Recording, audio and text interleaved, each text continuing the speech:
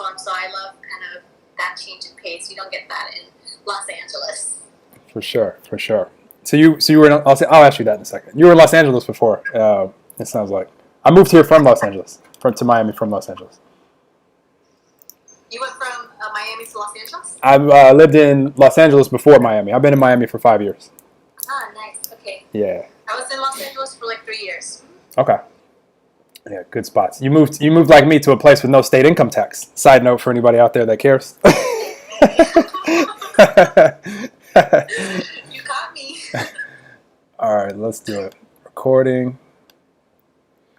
All right, hello everybody. Welcome to another episode of Enlightened Conversations. Have an awesome guest with us today, and we have Shanila Sitar, who is in Austin, Texas, and came across her Instagram page just a few weeks ago and reached out to her and said, I appreciate the love and light that she's sharing with humanity and all her audience. And Shanila is a breathwork coach as well as a sound healer. And actually it was on, I can't remember if I was browsing sound healers or breathwork coaches. It was one of the two that actually drew me to your page because I was saying, who are all these awesome humans? Like, I want to talk to them on the podcast. So that's what we're going to do today. I reached out and we're going to have fun and share some love and light with all you guys today. So without further ado, for me, I want to introduce you guys to Shanila. And am I pronouncing your name correctly? I should have asked that before we started. Okay. Thanks so much for having me. Thanks for connecting with me. It's just divine interventions. Like, let's have this conversation. Absolutely. If you could share with the audience so they're more familiar with you, just who you are, what you do, why you do it, all these good things. Absolutely. I'm Shanila. I'm the founder of Always Play Studios, which is a mobile wellness studio where we do sound baths, breathwork, energy healing, corporate wellness, company wellness. We also train sound healer and breathwork facilitators. So we have certification programs where sound healers and breathwork teachers can get really good training on it. And I started doing this for my own need to feel peace and calm in my own life. And because it's helped me so much, I really feel like it's an important additional way that people can learn how to take care of themselves. So I work with a lot of women's shelters, veterans, low-income housing places, and this work is super deep-seated in my own personal need for emotional, mental, and physical and spiritual wellness. So I feel that sound baths and breathwork are the perfect mix that I can bring to the world. So it feels like a really great place for me to be. I love it. I love talking to anyone that's super passionate about whatever they're doing, and I can tell that is a passion for you. Question for you, and I'm gonna ask you something. Is it easy for you to look into the computer as well? I want to look at you this way. Oh, yeah. Only reason I said that, this will last longer than this. So you guys on Instagram world, you guys are getting like the bonus, like behind the scenes coverage. This won't last as long, but this video will last forever. So but no, I really love anytime I'm talking to someone. You're perfect. Thank you for adjusting. You can easily look at the Instagram camera, but I like making eye contact with the guests. So I'm like looking at you down here, and then I'm like, but I want to look in this camera because I know we're going to record this forever.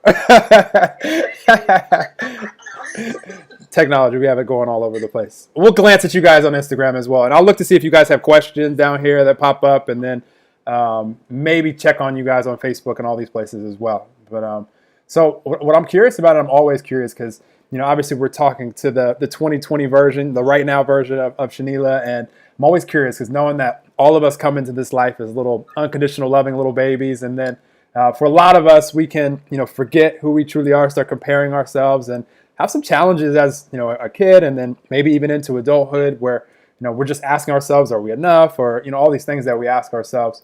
For you, like, did you go from unconditional loving little baby to what we see today? Like, light bulb was just on like your whole life? Or was there like a moment where you're like, you know, you remembered or had something come into your life? Or how did your journey kind of happen to where we see you are today? Yeah, you know, I really love that question because I feel that, you know, we talk about this concept of like being in purpose and what's your purpose? What are you sent on this planet, on this earth to do? What are you here to create? What are you here to make better and everything? And a lot of times we feel that we have to somehow like discover our purpose, like why we're here and the love that we're here to spread. So we think that we have to like go around like looking for, you know, the rock where we turn over and then we finally like discover our purpose. And for me, this is only something that I know in retrospect. This is not something I've known my entire life, but in retrospect, I really can see that the places where I have been, the challenges, the hardships, and every piece of me that is resilient in the ways that I am has prepared me to do what it is that I'm doing right now. And before I was kind of in this more healing, holistic space, I was a research scientist. I was doing research for women in STEM fields, looking at what keeps girls interested in math and sciences. And for me, when I stepped into this kind of healing space, I had a lot of issues in my belief and identity about what it meant for me as a scientist to become a healer, right? I had like this whole kind of like fight around what does it mean for me who wants like linear, logical, systematic, evidence-based stuff to come into a place where I'm playing with like crystal bowls and I'm talking about like breath work and consciousness and, you know, unlocking your subconscious and what does that mean for me, right? And as I've gotten into this practice more and more, I understand that I've been showing up in this way my entire life. I'm just doing it in a different way now with sound healing and breath work. When I was doing research, when I was in research and I had my research identity on where was I working? I was working with women, empowering women, studying mindsets and perfectionism and biases and helping women feel confident and empowered. And now I don't do it in a research way, but I do it in a sense where I'm doing the same thing by helping people find their inner healer through sound bath, through breath work, and practices that kind of do the same thing. So for me, I think I did feel derailed in a sense where I didn't connect those dots before. I really didn't connect that me showing up as this identity and this identity, this identity at the end of the day was still one identity. And I've had to do work around integrating that and integrating the stories around what does it mean if I'm like attached to this identity? What does it mean if I'm attached to this other identity? What does it mean when I'm attached to this other identity? And really unraveling, breaking it down into pieces and seeing who I am at the core of that. Because I've always been who I am, except it's the expression of it is different. And in 5 years, the expression of what this is, it might be completely different too. We're experiencing so many, you know, cultural changes right now. And we're not going back to the old crap after all of this. We're not going back with all the rioting and protesting and uprising and just demand for civil rights. We're never going to go back to the old stuff. So the version of us is always going to have to be different, more involved, and more, you know, encompassing of everything that I'm experiencing as a person, as you know, as everybody does. It's not unique to me, and I'm so excited that I get to do that. And being so gentle with myself in that process has helped me really step more into some of these practices and more into showing up in places where before, even 2-3 years ago, I might have felt like, oh, well, this is too woo, or this is too this and that. What are people going to think? What is the version of this that I want to fit into somebody else's story? And how do I want to craft it to make sense for me, right?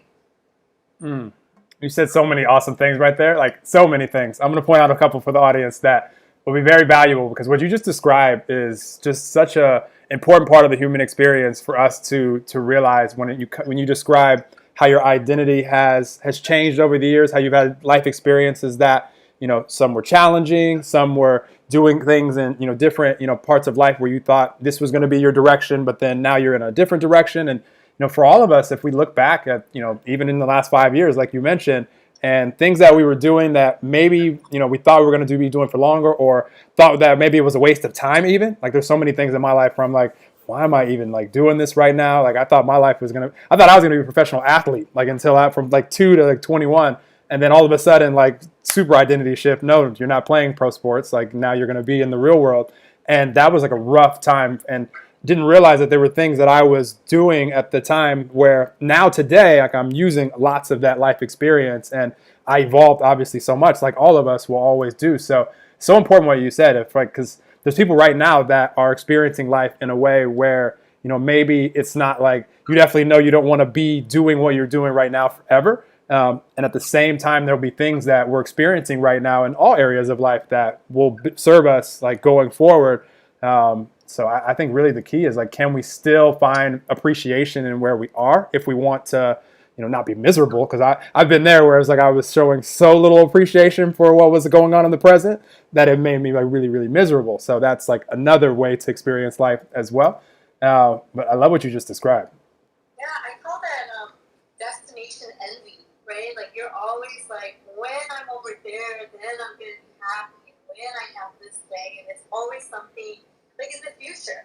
Like, and we're all guilty of that, right? Because we can't appreciate what we have because we have like, you know, it's good the things that you want to accomplish and create and all that. It's amazing to have that vision.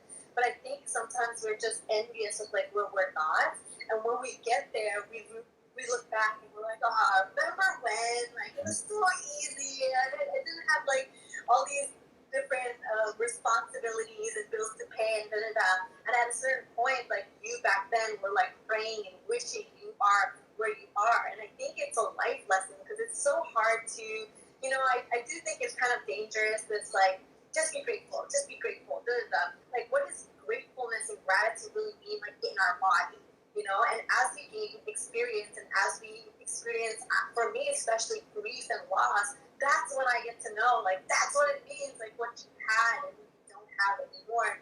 So finding like the pieces of like what's so cool about right now, you know, like there's a way to think about what's happening right now with Black Lives Matter movement and this whole uprising. We can think about it in such a scary way, but we can also think about it in terms of opportunity. And I think life experiences give you that shift in the mindset where you can think about, like, what are we creating? Like, how cool is that all these boxes that we have, we can just completely dismantle and we can unsubscribe from different, you know, institutions and also different identities that we hold as ourselves, right? Like, we can decide, like, I don't subscribe to this anymore. I don't subscribe to that anymore. And that is the same thing as a person who might be in a job that they don't like. They're in a place, in a relationship that they don't enjoy, they don't love, they don't really feel fulfilled, but there's that fear of if you were to make a change that it wouldn't, you know, like, what if you fail? What if it's not as good as you thought? What if? But like the shift in that is, what if it's like freaking amazing? What if it's so cool, so amazing, and you just create like a whole version of that, and now you've just rewritten what the structure of whatever it is that you're rewriting. So I think it's just like it's a mindset process. It's an experience process, and also just thinking about like appreciate and honoring, you know, for myself to be graceful with myself and not to be hard on myself, not to bully myself and be so critical of myself just because I want this, and you know that a lot of us practice like perfectionism, you know, but that comes from just not being able to trust ourselves sometimes. And we've like grown up not really listening to our bodies, our intuition, our mind, our heart, and our gut. And we understand there's so many different components of all those places that give us these like juicy information. But we've just kind of been disconnected. We don't really know how to listen to it anymore. I love that so much. What you just talked about when it comes to gratitude, I think one of the easiest ways to be grateful and find appreciation, and as human beings, if we can decide to do this, it makes life so much easier and it can flow us, and we can transmute energy of frustration and anger and like anything that's like that heavy, dense energy that is a part of the human experience that the collective experiencing right now. We can transmute that to energy that is like one of like direction, like where we're moving towards the things that we want to create. And you know, one of the easiest ways to find something to appreciate is knowing that everything that we have in life right now, or as far as the things that we know, as far as what we like, what we don't like, where we want to go, you know, what we desire in our relationships and our health, you know, financially, every area of life, we're as clear as we are today because of the experiences leading up to today. Some of those experiences really rough, traumatic, challenging. Some of those experiences awesome, but take away any of those experiences and we're not as clear today as we want to be, as far as we are, as far as the direction we want to go. That's what's happening in the collective right now. Like, you're seeing people that are, you know, protesting and, you know, now starting to say, you know, what world do we want to see, and, you know, what do we want to create, and asking these questions and starting to move in that direction. You know, you probably could have asked people what world they want to see prior to, you know, the heightened, you know, awareness because of, you know, what happened with George Floyd and like everything else. But it wasn't like so in the forefront of people's consciousness where they were really doing much about it. It was just kind of like, it's easy to not think about it if you haven't had the life experience to put it right in your face. Now it's right in your face, so now we get to ask questions, well, what do we want to do right now? You know, now it's like a more urgent, you know, situation. And so we can find appreciation for all of it. And, you know, I've been seeing, you know, it's been so cute. Like, I've seen like George Floyd's daughter being on some shows and like I'm talking to her, and like in her mind right now, like her dad has changed the world. Like, it's just like, it's awesome. Like how it's awesome to see what's evolving right now. Like, obviously lots of heavy, like sad stuff happening, and at the same time, what's evolving is awesome at the same time. That brings up this idea of guilt. When we have inaction in our lives, sometimes it comes from a place of feeling guilty that because I've done this way so many years and I put in, all this time doing it this way, it almost feels like you're letting somebody down or you're feeling guilty because like look at all of the sacrifices your parents made and your family made and all these you paid so much for this degree and you did trained in your sports for so many years of your life. There's this guilt of kind of moving to the next thing. And it's like a big breakup where it's like, well, sometimes it's just easier staying in the situation that you are rather than envisioning that version. And I think a lot of us go through that guilt process anytime we're about to make a huge transition in our lives because it's like, well, am I belittling the sacrifices of so and so? Am I belittling the fact that I paid so much money for such and such, or time, or energy, and resources that were allocated to so many different things? And that's like the biggest part I think a lot of people have to work through when they envision the new version or the new thing, giving themselves permission to say all those things were part of that experience. Like you were saying, like let's appreciate that those were part of the experience and not to think of those things as a waste. And I think when we think of things as wasteful or, like, oh, I shouldn't have been there for 5 years or like say, a bad relationship or, not a bad relationship or a relationship that had to end. It's not that you wasted your time there. Would you have been the same person as you are now with the information you have now about yourself and the way to be in the next relationship and the way that you show up as a person, as a human being, and more evolved version of yourself? Absolutely not. Those were lessons for you. So you can't feel guilty about moving to the different thing or moving to the new version. And this like visual of things being in the forefront, just coming to like the more conscious mind, these ideas coming to the more unconscious mind is really driven by people just letting go of the guilt. Like we're not guilty if we want equality. We're not guilty if we want to speak up. We're not guilty if our ideals don't line up with where other people thought in the past, because maybe that was toxic and we just really attached ourselves to that. And what part of us are guilty because we attach ourselves to institutions and we want to belong in places that don't really serve us, that don't improve us, they don't expand us, and they don't do anything good for us in the long term. So associating is like, I'm not guilty. I'm learning. I'm a human being. I'm learning and I'm growing and I accept and acknowledge my lessons and my challenges. And that's the whole thought process around like, yeah, maybe it is painful and it is, this whole thing about like gratitude and being present. And, sometimes it's like, are you really grateful for the things that you just said that you just said gratitude for? There's so much gratitude research. One of my best friends, she's a researcher in gratitude. She's getting her gratitude research, and basically what that says is that not all gratitude is created equal. So if you made somebody list a list of 10 things that they're grateful for, and they really feel super grateful for 2 things, and because they feel that they have to include family and friends and roof over their shoulder, but when they write that, there's no emotional energy or any kind of energetic energy attached to those things. It actually is not a long-term gratitude practice. It's kind of just it actually does the opposite. It makes you feel like you truly can't feel gratitude about anything.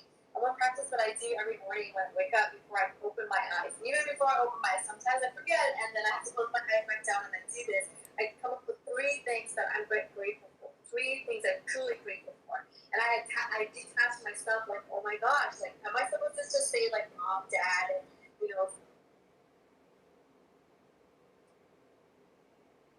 case, but it's like, wow, I'm not gonna feel like a bee just because I didn't say my mom today, or just because I didn't say this, that. And today I'm really gratitude. I feel grateful for a very materialistic thing.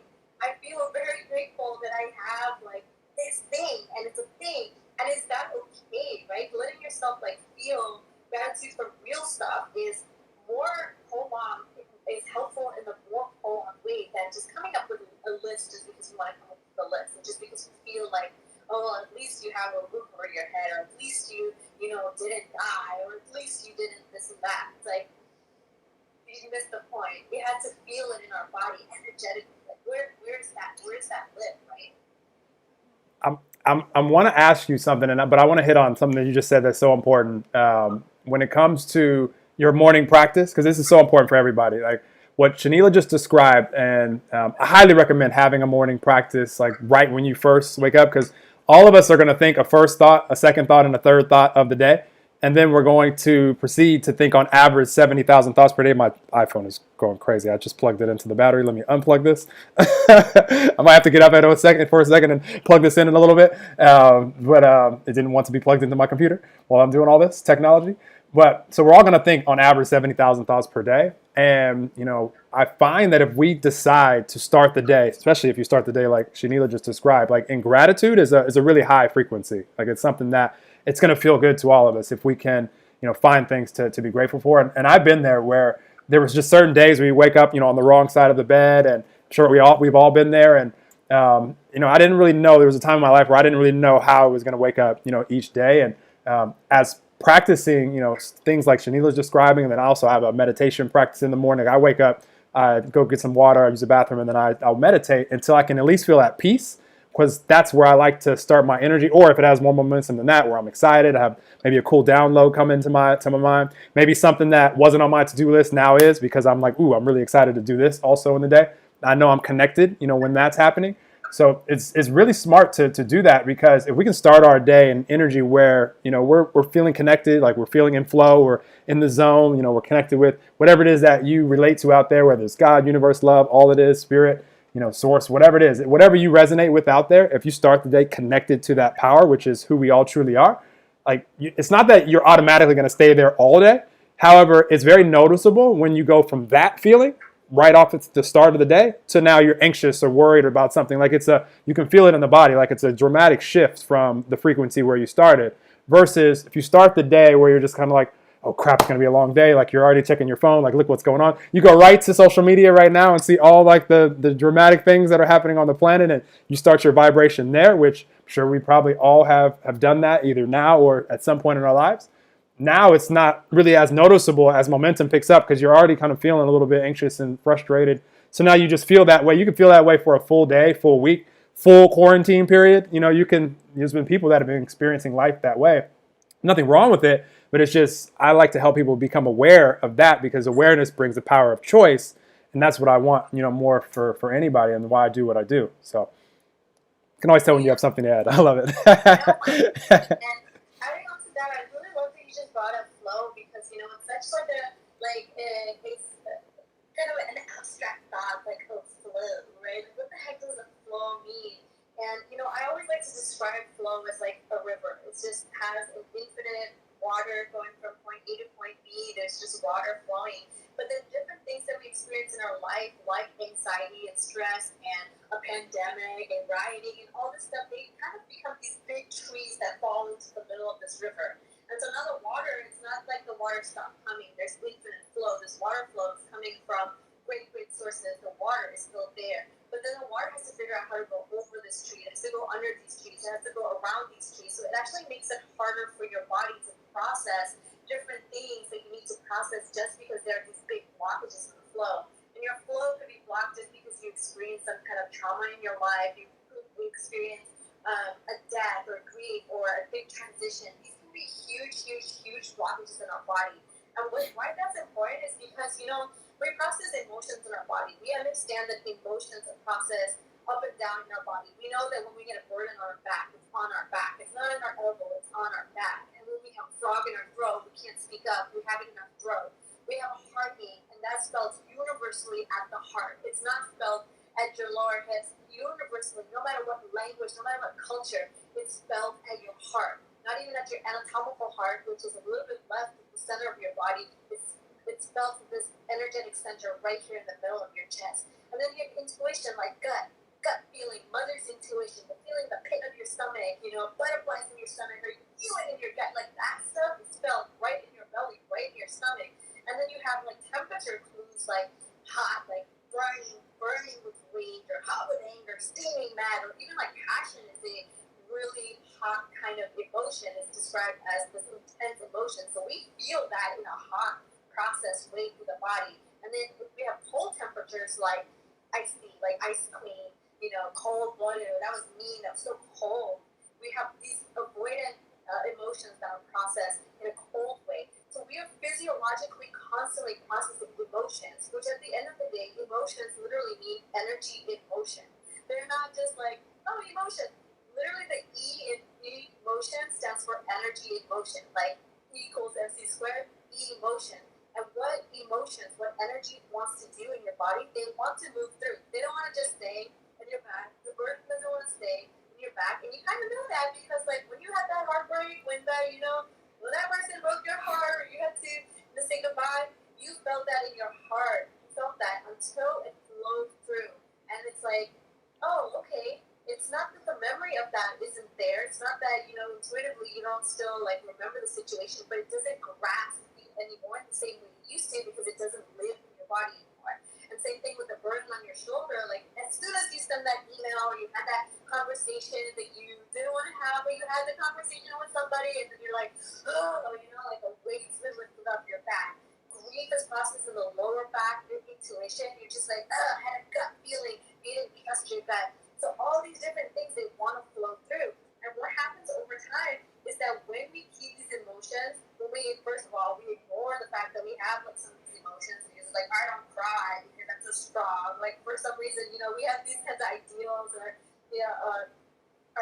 like expressing yourself, saying your piece sometimes can, or not saying your piece can sometimes block up your throat. And women tend to have a higher correlation with thyroid problems because women have a harder time speaking up and being heard. So there's these high correlations with our energy centers and all the diseases that we experience. So the flow has 100% to do with what you're going to experience in your day-to-day life. And even listen to this language. We say stuff like writer's block or creative Jesus flowing. We have that language embedded in the linguistics of our day-to-day world. We understand that we're constantly processing all this stuff through our body. And the more that we get in the way of it, the more that we can understand that there actually is a flow to our body. There's also a circadian rhythm to our body. The more that we can actually help ourselves be in flow, even if we feel like, a lot of people have a 9 to 5 schedule. They wake up, they're not in their flow when they wake up, so they wake up to the sound of an alarm clock. They don't wake up to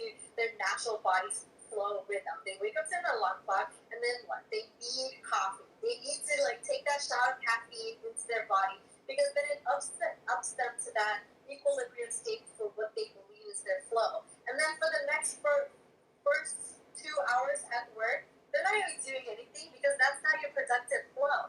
And then you're going to take a lunch break, and then you're going to come back in the next 2 hours. You're not going to do anything because that's still not your productive flow. And then the last 2 hours, you're going to scramble to get your work done. And a different way to do work like that is to understand when your flow is. Because no matter where I am in the world, no matter which part, I was not born in this country, I was born in Bangladesh. No matter what part of the world I'm in, my flow is like, I'm not going to sleep until 3 or 4 in the morning. And then my body is not going to want to wake up at 6 o'clock. I tried it. It doesn't work. It's a forced way of being when you don't understand where your productive natural states are. So wake up when you want to wake up. My body wakes me up around 9:30 to 10 o'clock. That's like when I'm up. And now I remove the guilt of like, oh, does this mean I'm lazy because I'm not a 6 a.m. riser? Like, no, I'm a night owl, so why can't I just embrace that, right? Like creatives, a lot of creative people, they're working at night because during the day, that's not their flow state. That's not where their creativity comes through. And then from 11 to 2, I can do more work in that time than like you want to watch me, like you can watch me. 11 to 2 is like that. And then at 2, I'm not going to be hard on myself because that's like, you're going to force me to write an email and it's going to take me like 45 minutes to do it because I'm like monkey brain over here. And that's okay. But when you understand that about your own flow and when your body wants to eat, when your body wants to rest, and when your body wants to move, when your body wants to do X, Y, and Z stuff, you're going through a rhythm. And it actually looks like a sine curve if we actually map it out on a piece of paper. It's called your circadian rhythm. And your brain states actually work in circadian rhythms. Your productivity states also work in circadian rhythms. Mathematically, your brain has this process of going like this. And at the peak of the curve, that's when your productivity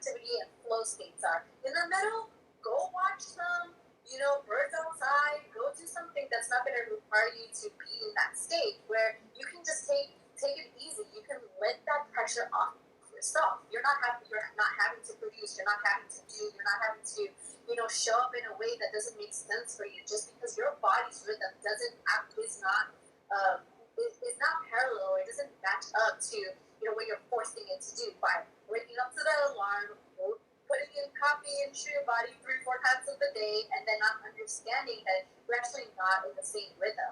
And that's kind of why I love sound healing. Before I understood any of the treatment, or before I understood any of the science of the brain waves and the neurological process of how sounds and sound frequencies work through the body, I used to just have a Tibetan bowl. I just had a Tibetan bowl that I would ding in the morning, and I would ding at nighttime. This is a time where I didn't have any kind of meditation practice. I thought you had to be a certain type of person to be able to meditate. I thought it was like such a serious thing that you had to sit and be still. And I'm like, no, my head is not interested to sit still like that. And so just getting to even experience a stillness in my mind just from the frequencies that I was sending to the signals that I was sending to my brain is a game changer. Because now you understand that if you're functioning at a different frequency than your body and your environment is requiring of you.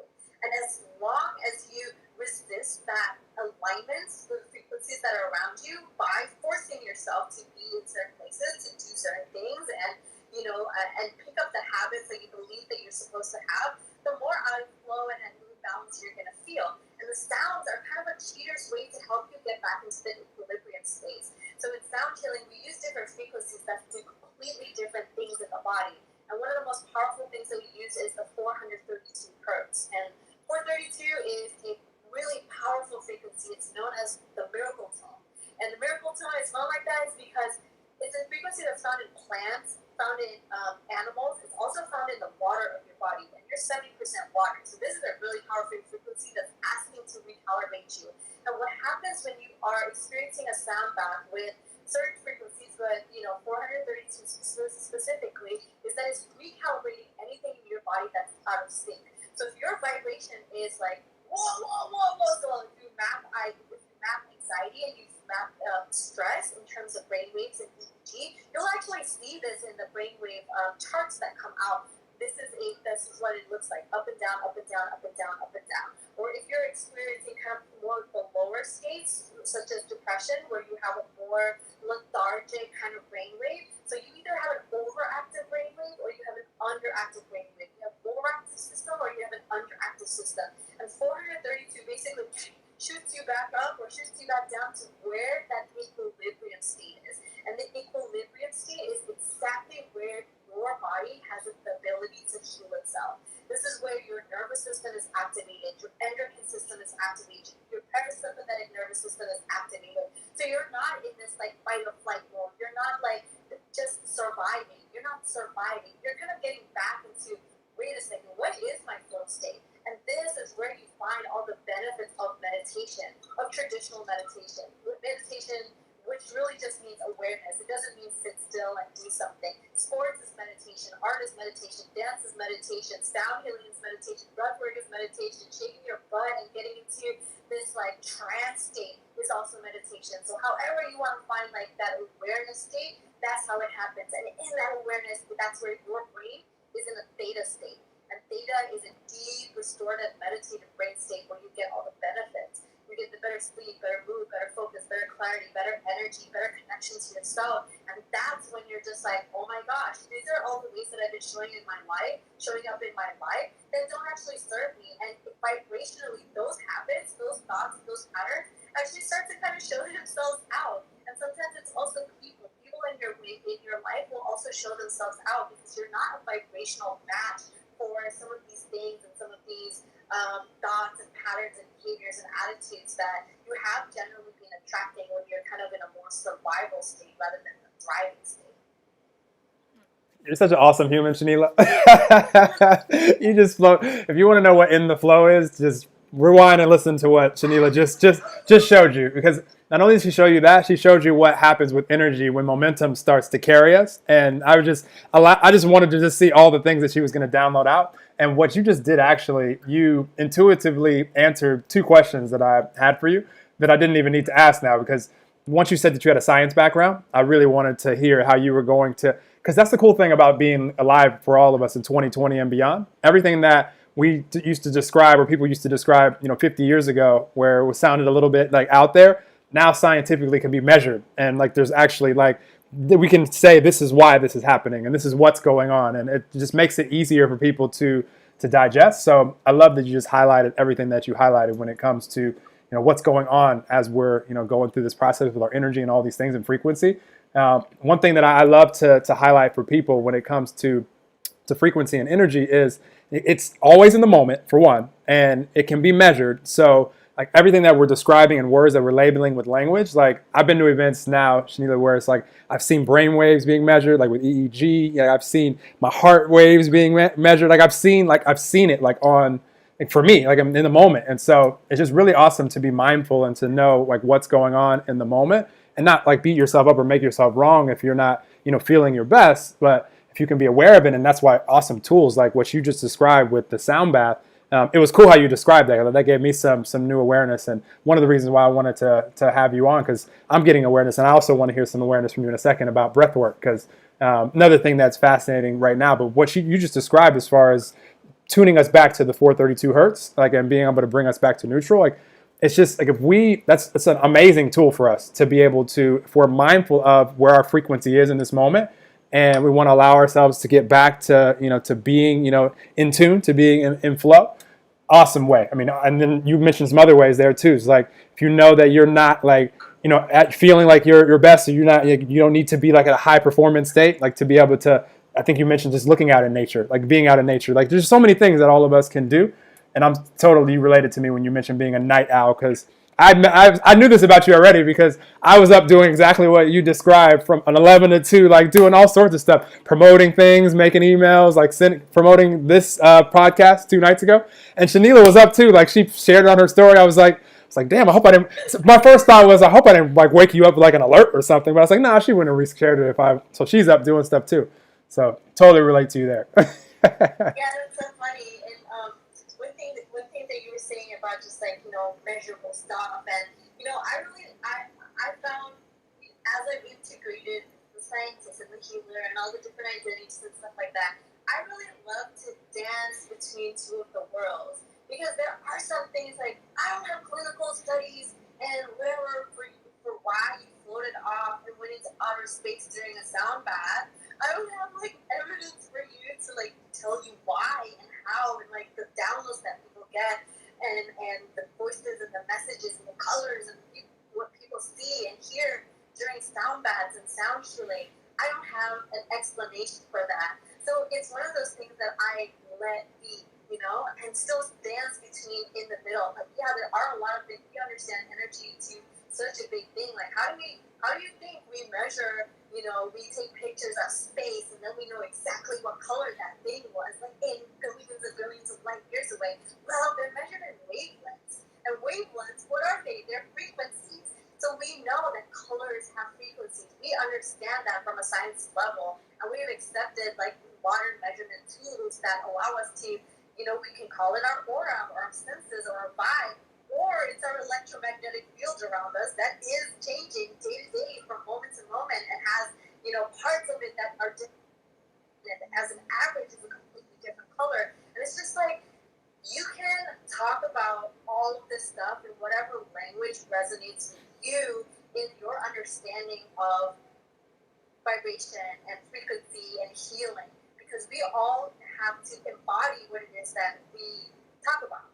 And if you embody this and talking about it in a way that's like non-science, because like you don't need the science to like prove this or have the evidence for it, then so be it. And I think you should be able to do that. And there's a whole process of the way that I practice sound healing is very science-based. I have a whole entrainment process. It's like I know the number of minutes that I need to take you to get you to outer space when you are out.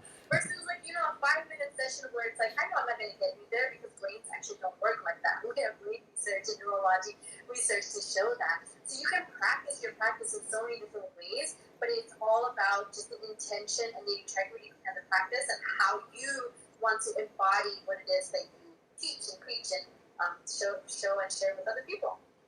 I love it. The embodiment that you're mentioning, so important. Like that's been my my main message for everybody out there right now that is talking about what they want to see, like, because the best way to, like, it's be the change that we want to see in the world. So you have to embody the frequency of it, and this is how we manifest whatever it is that we want right now. I mean, this is for relationships, for health, for, you know, what we, equality, like any area of life, like whatever it is that we now have the desire for to see because of all the life experience leading us to here, to where we have the clarity. Can we be the frequency of that now? Can we embody that now? And what that allows us to do is it lets us to have access to all the synchronicities that are going to be required in order for us to create and manifest that. Because nothing that any of us have manifested, we've known all the plot, like, leading up to it. Like, if you have a relationship out there, you didn't know that you were going to meet this person at this time because of this. Like, you didn't have all the plot filled in. Like, none of us do, and none of us ever will. We don't need to. And so,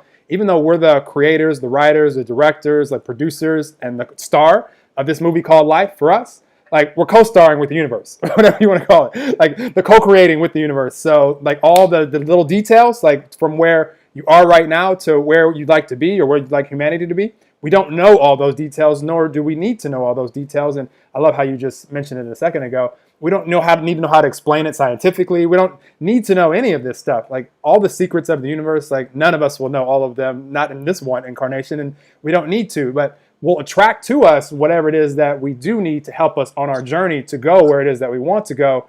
However, you're going to do that when you're embodying the frequency of it now. You're not going to be embodying fear, frustration, rage, and attract the awesome idea to create peace. That's not. You're in a different.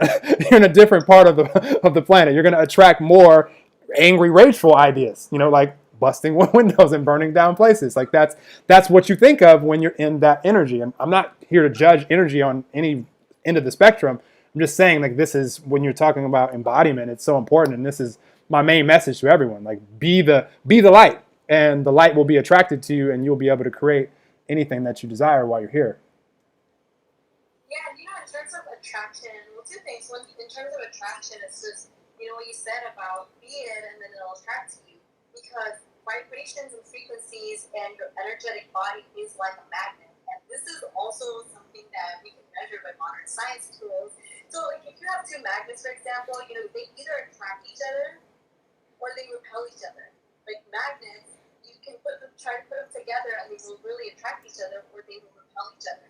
But that's the same thing about your own vibration. So you're literally made of water and electricity. And electricity has shock, and shock has charge. And what is charge? Charge is a magnet. So we break it down to the littlest pieces. It's like, you're a freaking magnet. You're a water magnet. That's like, you're deciding what it is that you're going to attract to you. And sometimes when we're in the vibration, just like you mentioned, like, we're in the vibration of thinking about, like, the what is and what isn't, rather than what it is that you are going to create from all of this. We're talking about the same story, but we're not talking about the pain of that. We're talking about transmuting of that pain. And when you're in the process of the new reality, the new visions, and the versions of the world that you're going to be part of, your vibration is a magnet to that. There's no surprise, And one other thing you were saying is about synchronicity, right? And I really love this little antidote. There's this thought, like coincidences. We say, like, coincidences, and when we use that word coincidence in language, we kind of mean that, like, oh, wasn't that random? Like, wasn't it random that I was just thinking about this person and they texted me, or I just thought about this song and it was, like, playing on the radio, or it's a coincidence.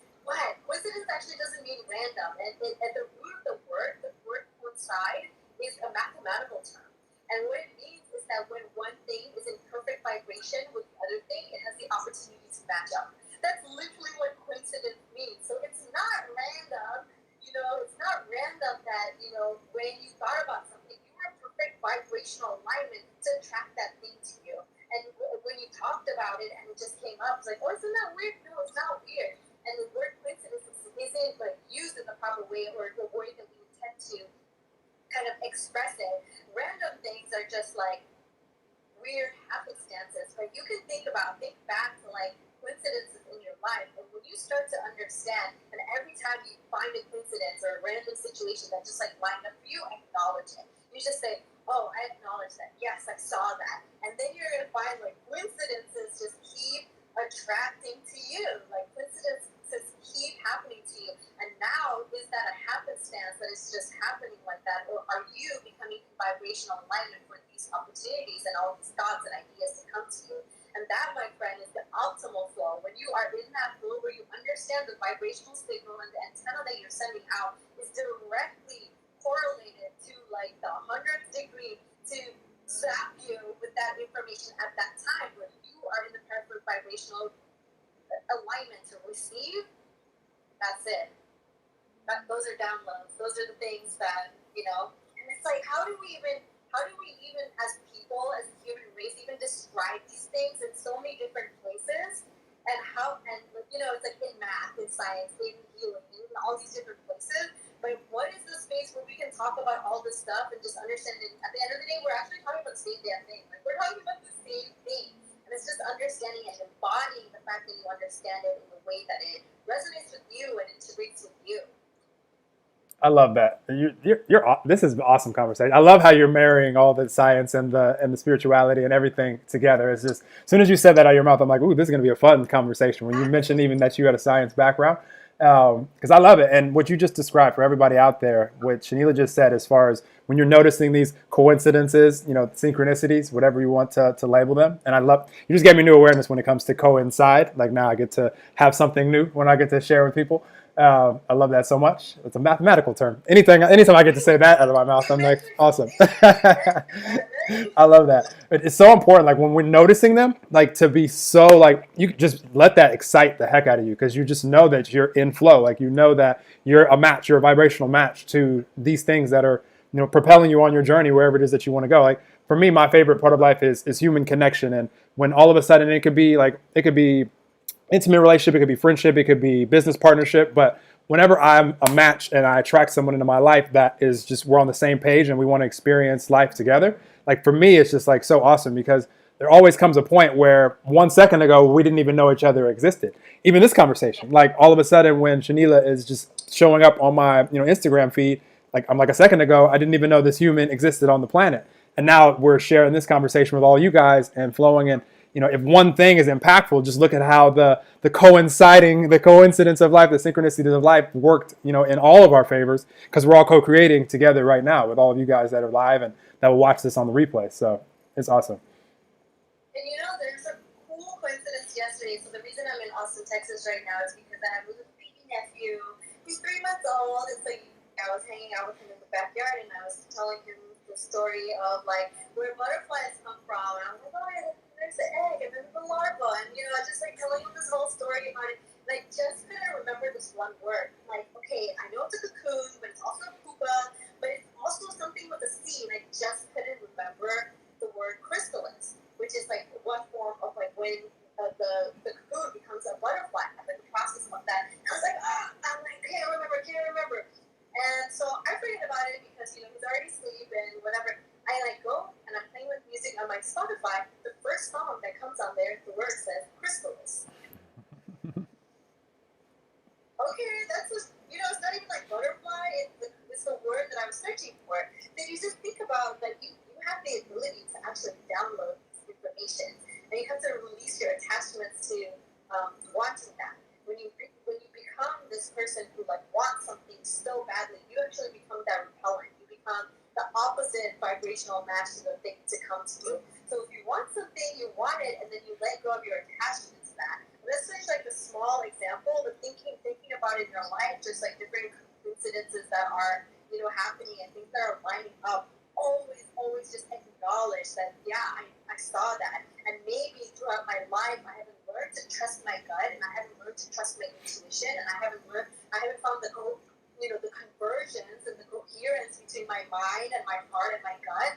I'm sorry, I just grew up in a society that didn't support that, or I didn't know how to listen to it. But when you find that, you're just like, wow, I just confirmed that sometimes your mind wants you to do something, but your heart wants a different thing. Why is that? Well, also science, because now we understand that there's different neurons that exist in your brain that are different than the ones that exist in your heart, that are different than the ones that exist in your gut, and they talk to each other completely differently.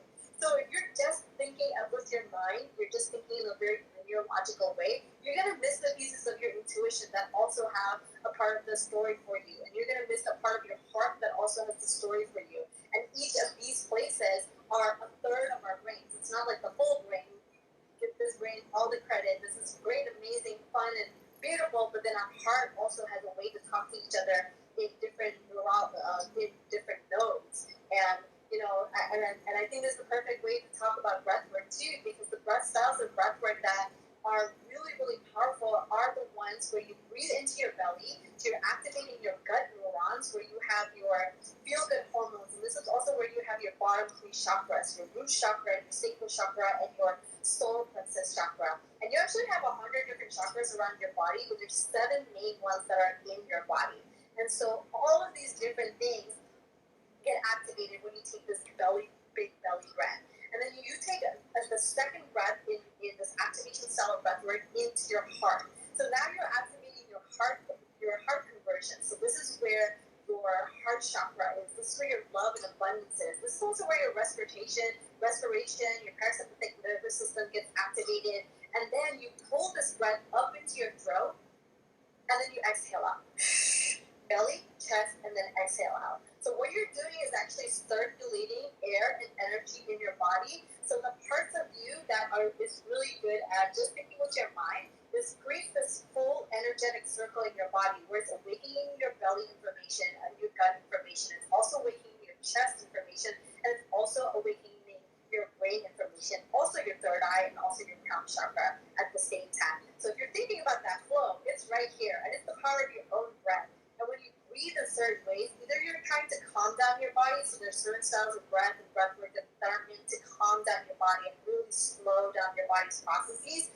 So there's like calming styles of breath work. But then activation styles of breath work actually have been used for almost 10,000 of years. And the first earliest collection of breath work and breathing techniques that were kind of documented, so these could be older than them, were in the Vedas. And the Vedas are the oldest spiritual texts that are available to us. And this is where yoga comes from. This is where Ayurveda comes from, which is a sister science to yoga, and a way to eat and way to live. There's all of these breathwork techniques that are outlined in the Vedas. And so back in the day, when shamans and tribal leaders and indigenous people throughout the world, not just in one collection of the world,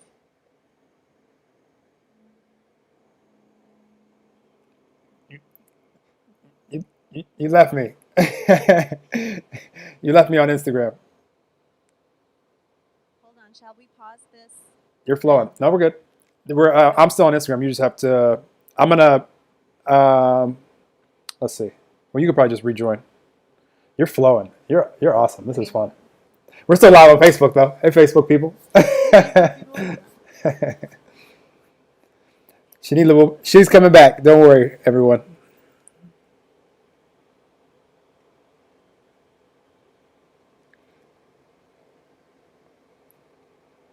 I may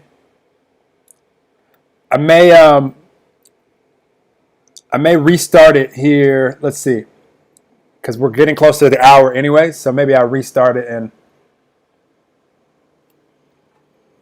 I'll just wait for Shanita to come back. I'll wait for her to come back on this one, and then if I have to restart it, we'll restart it. This is fun. You guys have any questions for? If you guys have any questions, definitely put them here. Appreciate you guys. Hello, Cindy, the Residency Project. All you guys that are commenting, appreciate you guys. This is fun. Shanita's awesome. I think most of you guys are connected with her already. Bob, hello. Okay, so it's telling me I have 157 remaining. So I'm going to slide off, and then you guys will see me and Shanita pop back on here in a second. So I'm going to save this one. There you are. So it looks like maybe my phone overheated, so I'm going to give it a little bit. Oh, okay. So, well, I'm going to save this one on IG, and then I told everybody in a second we'll come back. You guys will see us pop back on.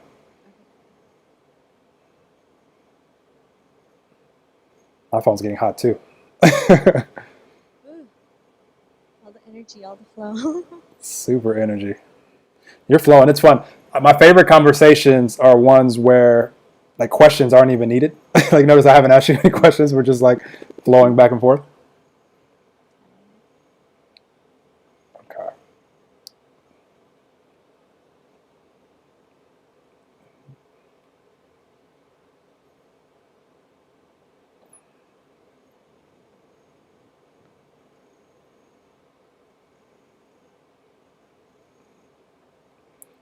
How's your time? How's your schedule, Shanila, today?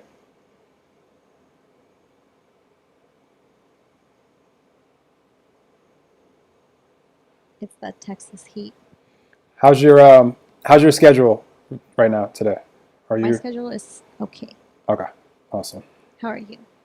I'm good. I've learned my lesson to not schedule things too close to these because that's the most powerless feeling when you're having fun flowing and then it's like, oh crap, I have another one scheduled. Like I've had times where I've had people another one scheduled and they're like in the waiting room and I'm like, no, I don't want to like.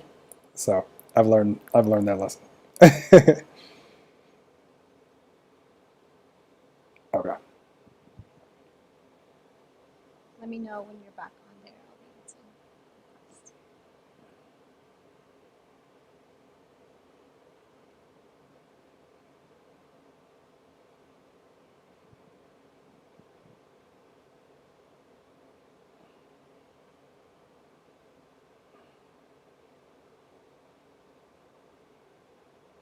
Okay.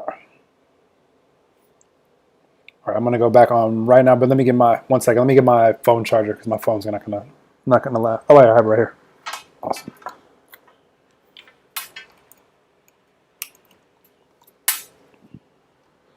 That cord's not long enough. 1 sec.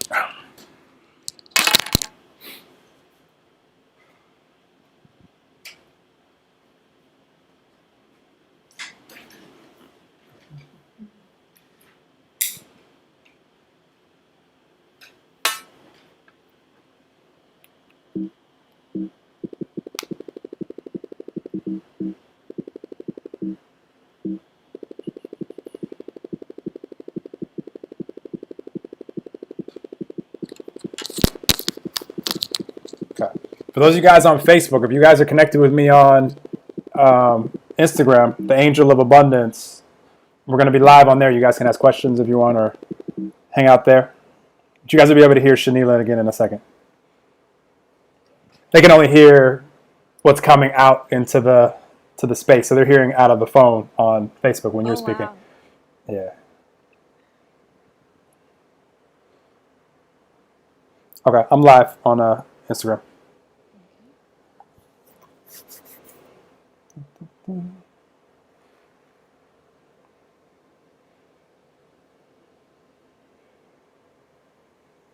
must be keeping it cool in your place because you're wearing a jean jacket and it's hot, so you must have air conditioner flowing. Oh, it is chilly in the house. See, I only keep it just warm enough so that I can like not be. I won't keep it cool, and I'm like a jungle condition. So I was like sweating a little bit at the beginning of this. It's my brother's home. I'm visiting him. So his AC. So are you live on there? I am.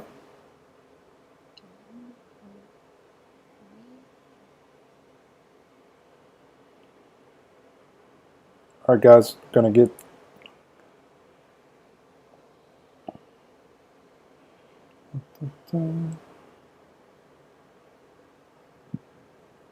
There you are.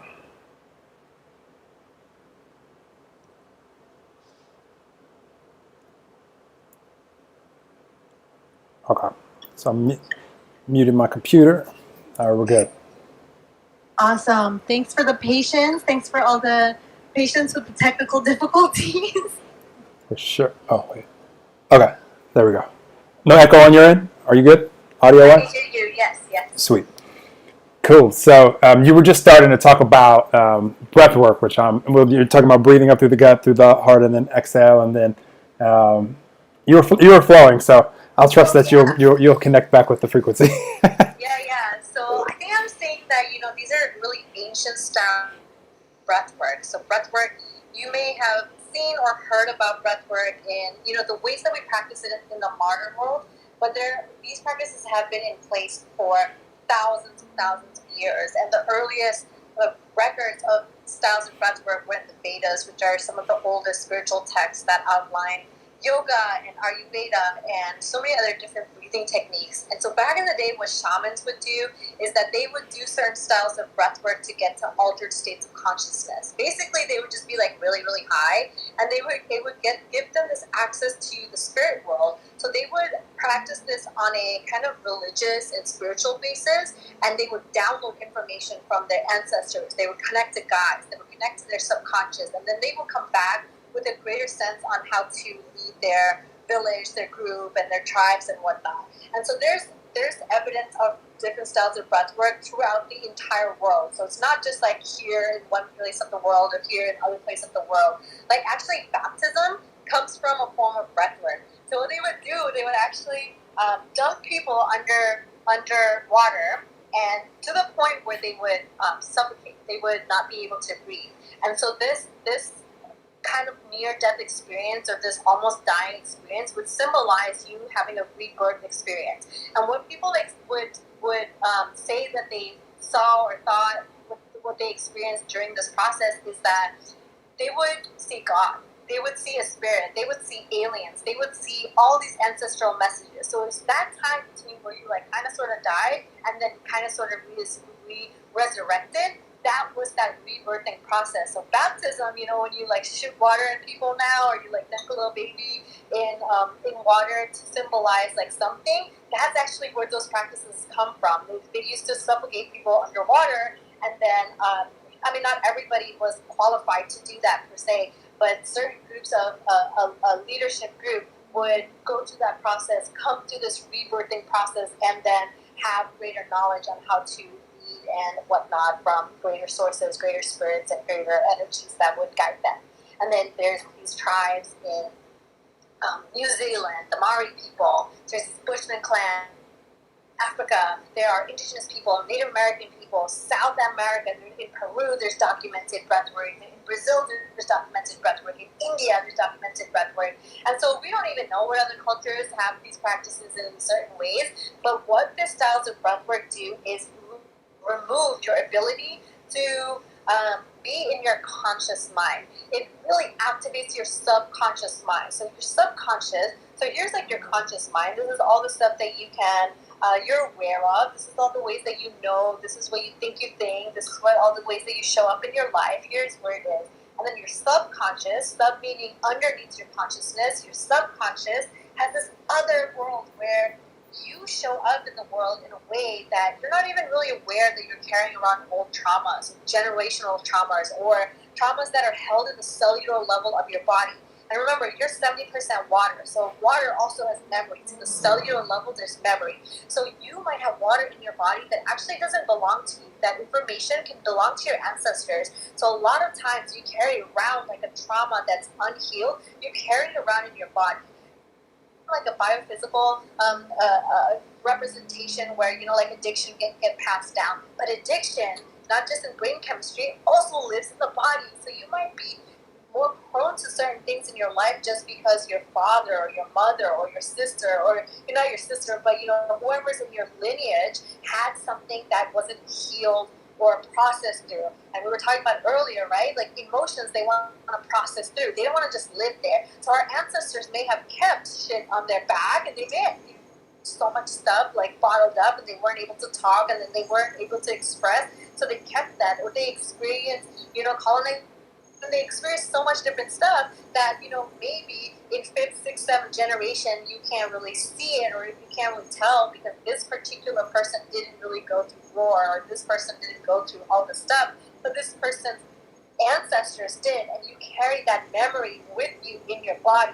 And so what happens is that when we have all these memories in our body, it's not something that we're aware of. Because if we're aware of it, then we're just like, I released my ancestral trauma. We would just say it, and we would just like release it, right? But it's that same thing. We're talking about this whole like river. That river has that flow. These big trees are the big things that happen. A big pandemic, we know that. Big death, we know that. Big transition, we know that. And we can see it. We have a chance to work through these things. But what's even sneakier isn't a big tree. It's sneakier when a leaf fell and you did nothing about it, and a couple more leaves fell, and a couple more leaves fell, and over time these leaves collected in your flow, collected in your stream, and now it's just rotting there. It's in your flow, but it's rotting there, and you weren't like responsible for putting it there. It's not really your fault it's there, but if there's some kind of rock that is sitting in the process of your flow. So what breath work does is move around stagnant energies that live in your body. So it moves around these piles of leaves that are rotting, that now have like sticks that have collected nearby because the water can't go through, and rot around sticks and maybe some dead animals and rocks and all this stuff. So this process of flow comes back to breath work, where we're breathing and moving around something in our body called qi energy. And qi is in Chinese medicine, it's in Eastern medicine. It is a way to move around energy to pressure points that are in our body. And it takes about 21 minutes for a full round of qi to move through. And so as we're breathing in this circular pattern, and you might have heard of like activation breath work in so many different ways, like transformational breath work and holotropic breath work and this kind of breath work, they're all trademarkable names, but it's a 3-part breath where you're breathing in and out through the mouth the whole time. You breathe into your belly, you breathe into your chest, and then you exhale.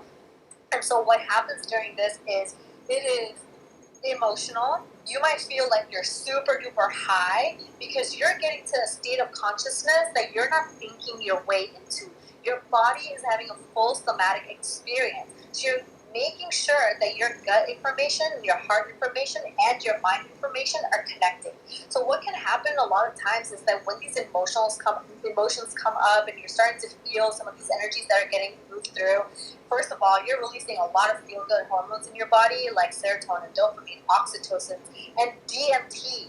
Like, DMT is created in your body. It's not an actual outside drug. It actually is created in your body. And when you move around all this stuff, you can feel really high. You can feel like you're in this like parallel universe and you're getting all these ancestral messages. Or you can be working through so many different traumas that you hold in your body that, one, you might be aware of, or two, you don't actually know are there. So a memory of you, for example, from like 6th grade might come up. You're just like, why the heck am I thinking about this old memory from like 6th grade? I don't really think about these people. And it's like one time where I went to sit with certain people in the lunchroom and they laughed at me or they said such and such, and now I don't sit with anybody. So maybe something happened in your lifetime where it was this random little moment, but it really dictates the way that you show up in your life right now. Because maybe that little girl, little boy getting rejected in the lunchroom in 6th grade, 4th grade is exactly how you show up in your relationships and your partnerships right now.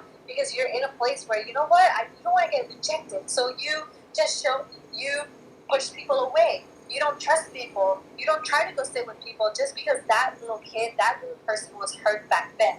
And so now you wouldn't think as an adult, like, those the lunchroom is why, you're the way that you are, or this is what shaped you. But it actually did shape you because your subconscious starts to form at a very young age. You're kind of this like sponge. And so the cool news is that even though we may have experiences in our life, whether it's in our lifetime, or if it's in a kind of, a past lifetime or ancestral lineage lifetime, it's cool that we can use breath work to go and unwire and undo those things. So we get to feel through some of the things that we don't even know that we're holding on in our body. We feel it and then we heal it. And when we heal it, we don't carry it around with us in the next generation or going forward. Because now you heal the part of you that felt rejected. And now you understand, you know what? It's not that you don't have any friends. It's because you reject friends. And why you reject friends is because you felt rejected. That little kid back then felt rejected and it didn't feel good. You didn't want that. It really hurt you.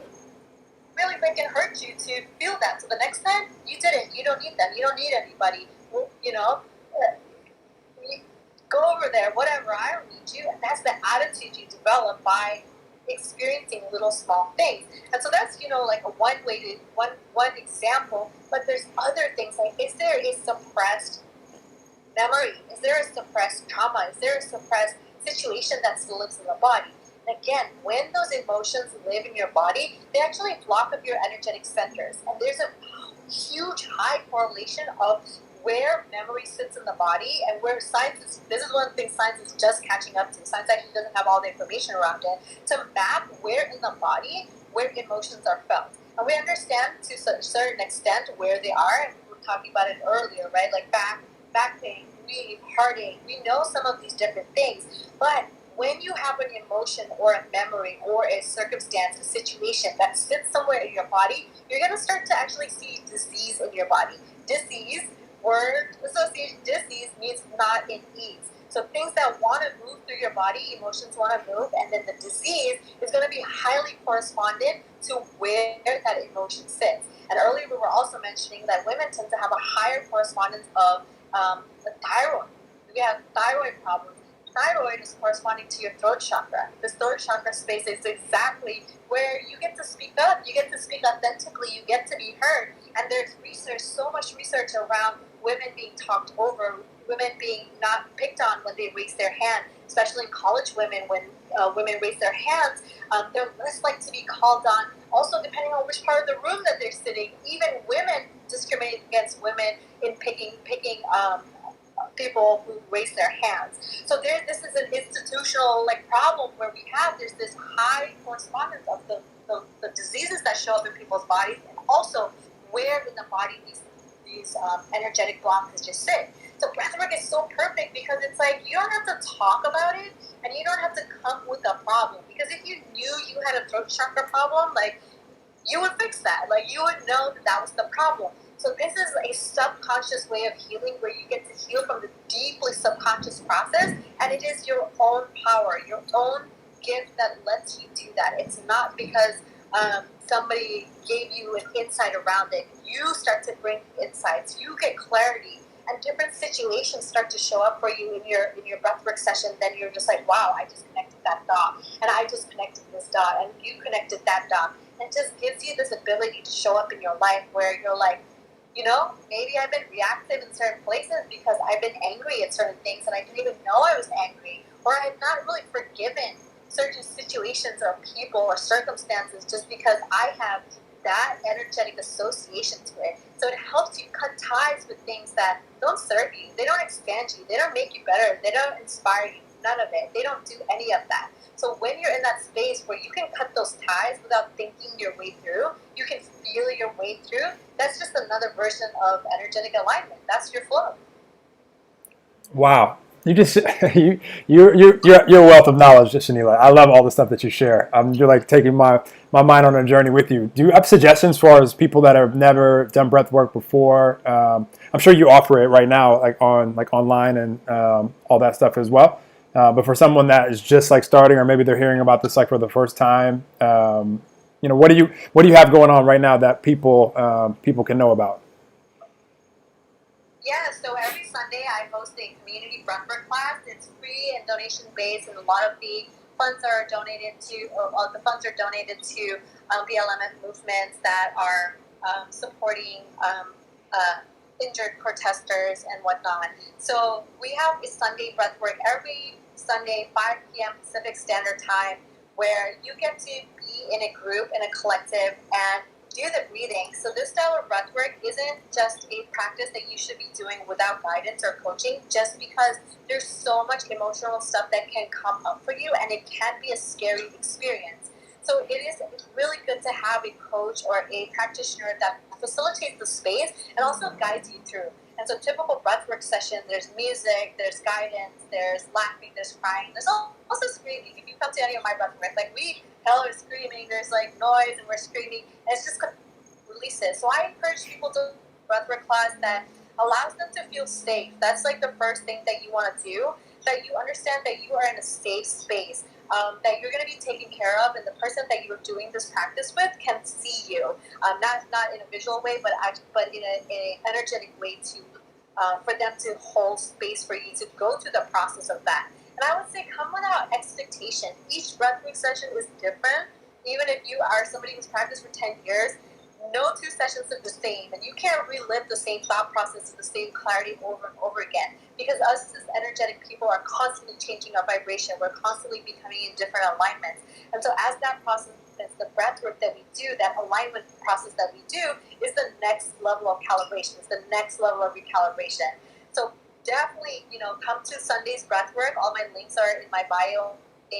So Sundays, we have breathwork, we have sound bath, breathwork sound baths, which is a completely different experience.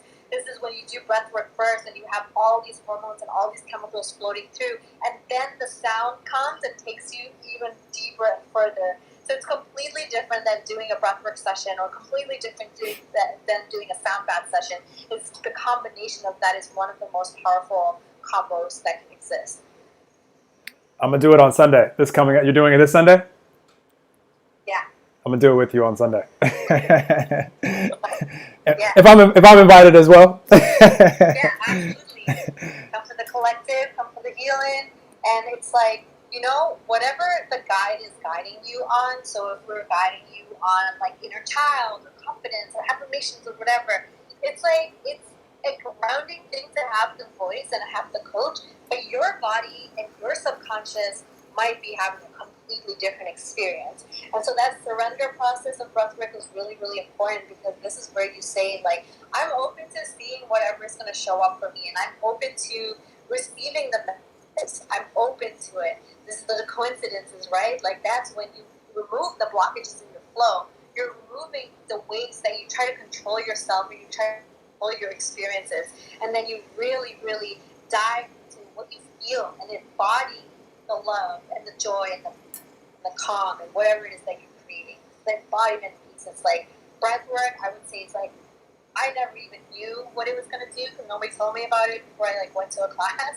And then when I experienced it, I was like, oh, okay, hard to explain, but this is what it is. I love it. You do a really good job of explaining it. I've never done a class before, so that's why I'm like, you explained it so well and so interesting. I'm like, I want to experience this. So I'm going to do it with you. I love it. I love it. This is so much fun. You shared so much with the audience. And if you guys didn't catch the whole episode, those of you guys that are live right now, whether it's on Instagram or Facebook or YouTube, highly recommend the stream will be up so you guys can see it. And then I have another question for you, because I don't want to leave any juice like that wants to come out from Shanila. And I mean, you have unlimited juice, all of us do, and you've been sharing so much of it. But definitely highly recommend you guys listening to this whole episode, and it'll come out on iTunes and Spotify in the several weeks. I record so many of these, Shanila, that I flow them out. That's why I stay up late, because I'm normally editing a podcast and ready to put one out, and it's just like I haven't put a new one out in like 4 days, because I've been more focused on the current state of things and trying to share stuff and do lives and all this stuff. So, but yes, question I have for you, and just you've been doing it the whole time, but just because this could be heard by someone 40 years from now, I mean, the internet's going to live on, so it makes it fun to record these and to share these. But anything that you just want to flow out, that you just want to make sure that they hear this from you, could be any subject, could be any part of life, you've been doing it the whole time, but just anything that you feel would be impactful for the listener. Yeah, I would say have some fun. I think a lot of us are so used to taking ourselves so seriously.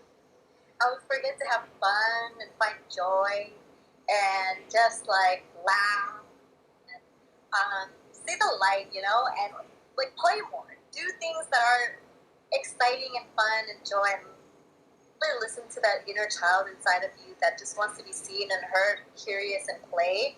And if you were to tap into that little kid again as your adult self, what would they tell you? They would say, like, why are you so serious, right? Like, why is everything so serious for you? And just listening to that voice is going to open up so many possibilities. You let go of the rules and the expectations. You let go of the judgment. Like, when you were a kid, you didn't care about that. You were just like, you were just doing whatever you were doing. So I would say play. I love that. Such a good reminder. I'm going to take that reminder. That's the word that I use more than any word in the English language is fun. Like, that's what is most important to me. And what helped a lot with that, and because I love reminding people also, like, why do we all take life so serious? And I mean, I can understand why, because it seems so serious, because we're these physical avatars here, and everything just seems like so real. And in truth, and I don't want to take you guys to a whole different place in this conversation. We can go there, but in truth, like, these are just the physical avatars, and we're really the energy flowing through us, and that's eternal energy. So we know that when we leave these physical avatars, that energy is going to just change forms. Whatever we choose to go do after this, whether it's incarnate again here or play in another dimension, who knows? Doesn't really matter too much to me. Even if you think that you go to like this permanent place in the sky called heaven, or whatever it is that you believe out there, just know that your energy, if you're alive right now, you'll always be alive. And that's all that I needed to know to give me peace, because knowing that we're eternal. So then it's just kind of like, why are we taking it so serious? Like everything's like so like, oh, like we're here in this physical avatar no matter what anyone believes. I've never heard of anyone say they've seen another Shanila exactly walking around at another time in human history, or another Noel, or another you. So I think we can all agree that we're going to be this physical shell, this physical avatar, just this one time. So how much fun can it be? And it's truly up to us. That's exactly why ancestors laugh anytime you connect with them. They're just like laughing at you. You're like, why are you laughing, right? It's just a good reminder, like, we're here, have fun, time is short, life is short, here we are in this presence, this existence, right here, right now, and have fun with it. I love it. I love it. Can I see if there's any questions? You have a quick second? Let me see. Yeah. I'm scrolling up if you guys have any. I don't see. Oh, this is a new stream. So if you guys had questions on the other one, I don't see those anymore, obviously. But appreciate you, Residency Project. You said you sent a question. I don't see it. Ask it again. I appreciate you guys that are tuning in live, and this has been fun sharing the energy with you. Blackberry Wild, appreciate you. She said yes, so magical. I love it. Well, this has been so much fun, and there's a question box down here. When did that come up? Oh, what? I didn't even know. I see it. They said a question. Where did that show up from? I've never seen that before. From your perspective, societally, how do we return to this ancient knowledge and these intuitive practices? What needs to happen? Can you see that? Oh, yeah. You can see that too? The little question? I can see only part of it. I think it stops right there. I think it limits the characters. I can't see any more of it. Oh, what needs to happen is the only thing left from that. Societally, how do we return to the ancient knowledge and these intuitive practices? I think returning to practices is just exactly that word, right? Like, keep practicing. I think, we've become disconnected from what we were taught, what we were told, and I don't think, things that are taught and told to us are from bad, negative intentions, but the sources of where we learn all this stuff from is from other human beings, right? So we can only learn from we can only take in information that is being shared with us. So learning to trust our gut is a practice. Learning to trust our mind and our heart is a practice. And that's why I say when you get these coincidences and you get these synchronicities, you acknowledge it. You say yes. Because this is not something we're taught in school. This is not something we take a course on. This is not something that we can, get a physiological clue in our body. So keep practicing. And the chances are you already have so many of these practices like showing up for you in your life, but maybe you haven't found a way to identify them, or you found a way to kind of really pinpoint, like, this is what I want to call it, this is how I want to operationalize it, this is what the name of this thing is. So be a little bit gentle with yourself. So if there are things that are showing up in your life that you don't know how to be, sit with it. Feel how it feels in your body, because then you're going to understand, like, oh, wow, was this a message from my ancestor, right? Because then you're just like, are my ancestors always talking to me? Is the universe like always sending signals and I just don't see them as signals because like my radar isn't open to that? So always, I saw that, I heard that, thank you, right? And just keep doing it. Practice, practice, practice. I'll piggyback on what Shanila just said. Like, it starts with us being like open to knowing that awareness can come from any human, anytime, anywhere. Like, I mean, literally a commercial could be flashing, or a synchronicity on Spotify, like it just flash across your screen, or YouTube, or like there's infinite ways that we can have the awareness. And then it becomes, if it matters to us, then it becomes a practice when it comes, just like Shanila said. So just being open that, your awareness can come from anywhere, because a lot of times people are so rigid where they think it has to only come from this, person that they've heard of that has all this celebrity, online. Doesn't have to be. It could be the person that is homeless on the street. I've had conversations with people before where I was sharing things that I thought was the point of the conversation was to impact them.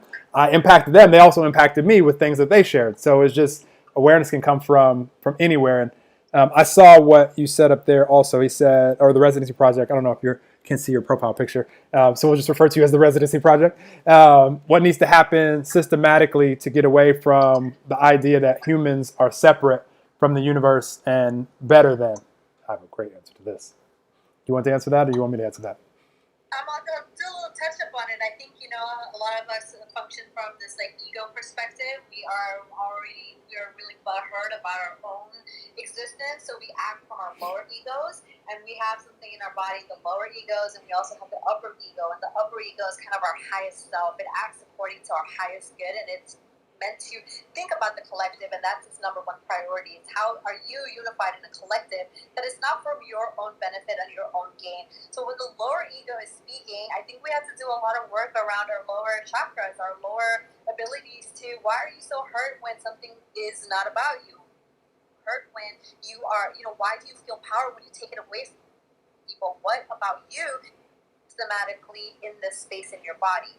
I would love to hear Well, they're emphasizing systematically, and anything systematically always starts with us, being the example of it. If we ever want to change anything systematically, we're going to have to start with being the light, ourselves. That's the only way. That's been my main message throughout this whole everything that's been going on, pandemically, and also now with the creating equality, because it's the same thing. It's just being aware that, okay, this is what I want to see, and instead of trying to change the external, which is what a lot of people are trying to do right now, it starts with, okay, what am I vibrating? What frequency am I on? Because again, we can't hear the how, and we're not a match to the synchronicities, the parts that, the people that we need to have come on our journey for us to be able to create systematic change. We have to be it. We have to live it for ourselves. It's the only thing that we can control. So that gives me peace, because I can't change all this external, but I can adjust and decide how I want to vibrate, which is going to make me a match to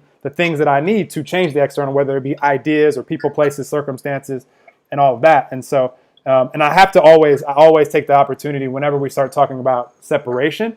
It's just being aware that we're all just made up of the same stuff. We're just different expressions of it. The analogy I like to use is, I love your analogy also. I'll use that going forward with the river and the big stuff in it, like the trees and stuff. It's so awesome. I use a water analogy too. When it comes to us all being one, we use that as cliche, in humanity right now. We're all connected. We're all one. Almost everyone doesn't understand what that means consciously. Here's what that means to me. This is how I describe it. So if the Atlantic Ocean is right there, I'm in Miami. And so if the ocean is representative of all that is the universe, all of us are the individual waves of the ocean, in the ocean of all that is. And so you couldn't have all that is without all the waves. The waves aren't comparing themselves to each other, saying you're bluer, you're colder, you're warmer, you're bigger, you're smaller. They're just waves and all that is. Same with us. So, in truth, we are all just expressions of the same non-physical energy that we could see. If we put under a high-power microscope, we could see that we're all the same. But we think that we're all these little separate beings running around here, 7.7 billion of us. And when we realize that none of us are any better or worse than anybody else, and we're just a different expression of the same stuff, now we can embody that and be an example of that and share that when people are ready to hear it. And the more people that wake up to that, then we can root for each other versus comparing or condemning each other. Because if we're pointing out anything in someone else, you're condemning yourself. You're condemning another version of you. And if you're congratulating or appreciating someone else, again, you're appreciating another version of you. So we can have the utmost confidence, knowing that there's no special breed of human where only they can vibrate joy and happiness and love, or sadness, depression, and powerless. So we can have compassion on both ends, because it's a part of the human experience. So we can have confidence and also be humble, not thinking that we're any better or worse, because we're the same stuff. It's like the wave saying, I'm way better than you because I'm in Hawaii and you're over there in Miami. That just would be silly. But that's what we're doing as human beings. So it starts with awareness, and then just practicing it and living it and being the example of it. And then the trickle effect can be all around the planet.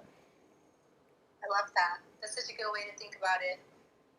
That's so much fun. That's awesome. Thank you for those questions. Let me see. Oops, I didn't mean to type that. I got you to be the change. Awesome. Love it.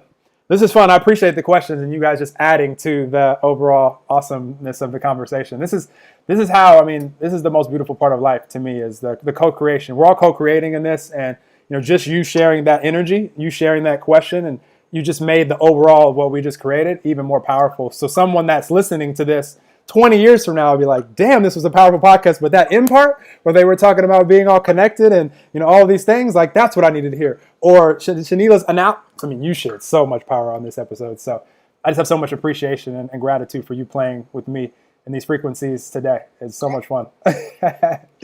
I'm affirming that this is So fun. the first co-creation, and we'll do more for sure. This is not the last time that I Absolutely. co-create with you. In fact, I've already said I'm going to co-create with you I'm going to be the receiver as you're transmitting on Sunday. I'm coming to play. There you go. Awesome. Well, thank you guys out there for tuning in. Those of you guys on live with us, Facebook world, YouTube world, here on Instagram, and those of you guys that are going to be listening on Spotify and all the other platforms as this comes out. Appreciate you all, and just reminding that we're all in this together. And I'm excited for how the thing is evolving. And don't put so much pressure on yourself or others to think you have to do all this stuff externally, when really the only thing that any of us can control is the internal, and let that reflect out. And use beautiful tools like Shanila mentioned on here with the sound healing and the breath work and so many other things. I mean, even just as simple as taking some deep breaths out in nature is just like what that's going to do for all of us at any time that we consciously choose to do it. It's going to take our frequency from wherever it was, and it's going to make it feel a little bit better every single time.